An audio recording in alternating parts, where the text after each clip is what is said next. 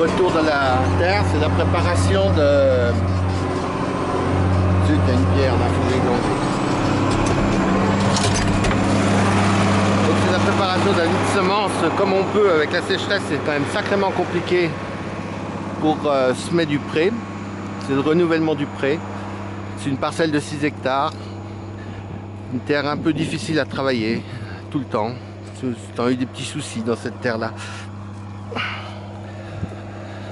Donc là, ben, l'objectif il est simple, hein. Il me reste 2 heures de cover crop à faire. C'est la seule façon de travailler. Alors là on voit très bien, hein. En fait j'ai déchaumé, j'ai gratté la terre le plus vite possible après la paille.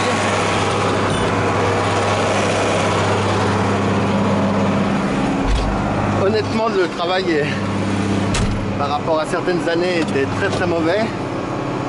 Le seul avantage que j'ai eu, enfin je l'ai fait quand même pour une raison très simple, c'est que ça me permettait de garder l'humidité. C'est très surprenant. Je sais que on a beaucoup de mal à comprendre quand on n'est pas de la partie. En fait, même dans votre jardin, si vous binez, vous gardez l'humidité plus que si vous laissez tasser la terre.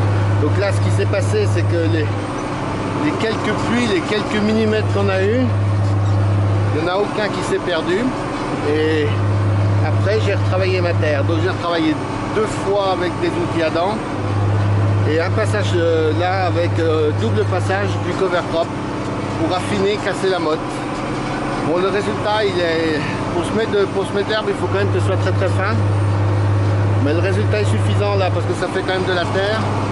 Donc ça va aller pour semer. Et puis là j'avais du chien dent, comme j'ai pas voulu, j'ai pas pu ou pas voulu faire de glyphosate, je l'ai gratté au moins 6 ou 7 fois avec des outils à dents.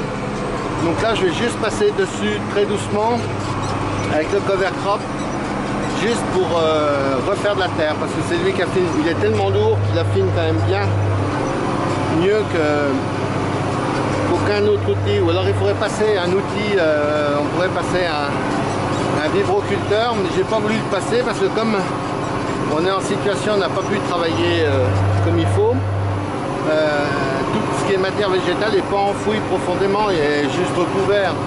Et si je passe un coup de vibroculteur, tout va ressortir. Dernière chose, j'ai les génisses qui sont là ce matin pour une raison simple, c'est que en fait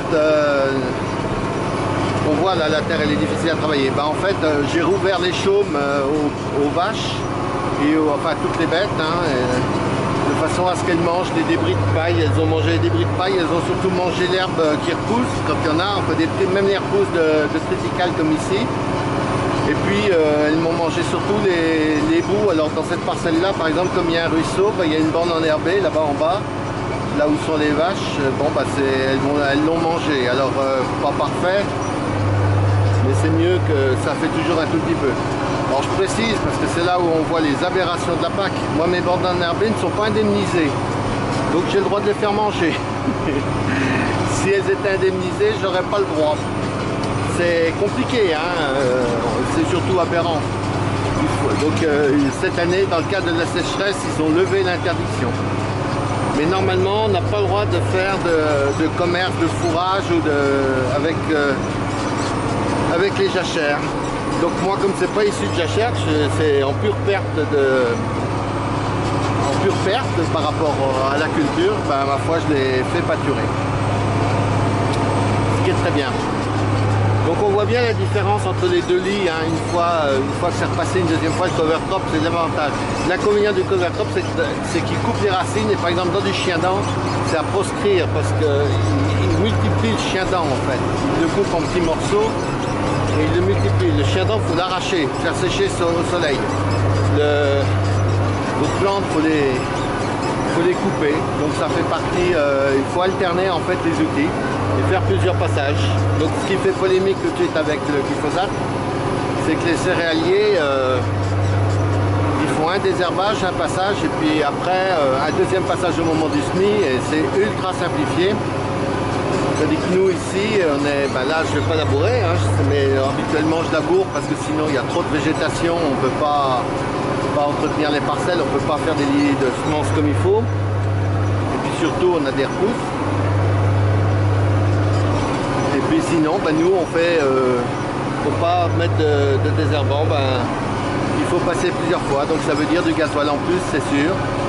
Après, le sol, nous, nos terrains, il faut penser qu'ils sont travaillés dans le cas d'une parcelle comme ça, en cycle optimal, elle est travaillée 3-4 ans, 5 ans.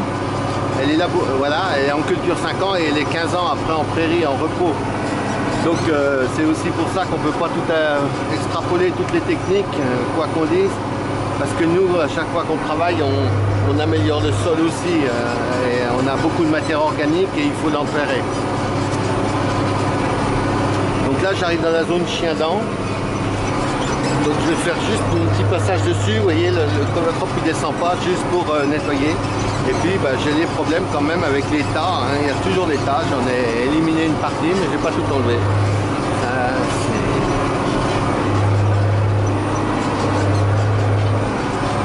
Voilà un tour de plaine.